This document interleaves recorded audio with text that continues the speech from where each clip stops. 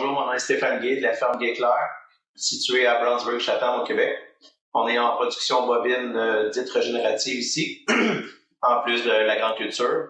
La taille de l'entreprise est d'environ 150 hectares, en plus des 80 têtes bovines qu'on a en ce moment. Question de santé des sols sur l'entreprise, c'est rendu primordial. On s'est aperçu avec les années qu'on perdait de la matière organique dans nos sols à cause principalement du travail de sol, parce que j'avais quand même un fumier pailleux solide de vaches laitières. Donc, on a décidé d'opter pour le sans travail de sol, donc les semi-no-till, autant dans le soya, dans le blé, les céréales, que le maïs grain. C'est notre 3e année en ce moment pour cette pratique-là. En plus de ça, on a l'implantation des cultures couvertures pour protéger les sols le plus longtemps possible.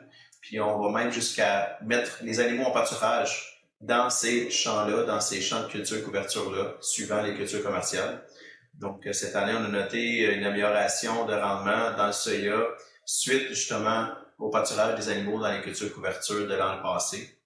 Ensuite, comme pratique, on a beaucoup de pâturage. On a une centaine d'arbres en pâturage en ce moment sur l'entreprise, qui favorise aussi la biodiversité. Comme que le foin n'est pas fauché tôt, il y a beaucoup de fleurs disponibles pour les pollinisateurs.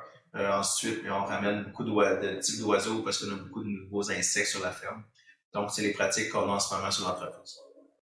Sur l'entreprise, où on peut rencontrer certains problèmes de compaction. On est dans l'argile ici, donc si la météo ne nous le permet pas une année, ça se peut qu'on rencontre ces problèmes-là. Premièrement, on va utiliser beaucoup la chaux qui va nous aider là-dessus, puis on va utiliser les sous-soleuses à des moments très précis, là, quand le sol permet, pour être capable d'aller sous-soler puis décompacter.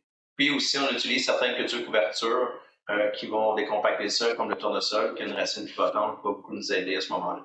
Pour ce qui est des cultures couverture à la ferme, on essaie toujours d'utiliser 7, 8, 9 espèces en même temps.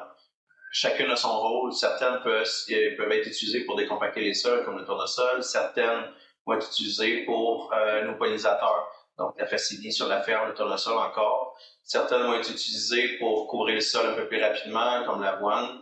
Le pois fait un travail pour fixer l'azote aussi. Donc, chaque plante est utilisée a un rôle spécifique. Puis aussi, il ne faut pas oublier qu'on remet les animaux en pâturage dans ces cultures couvertures-là. Donc, on doit avoir un rendement qui est assez considérable pour permettre à nos animaux d'engraisser, justement.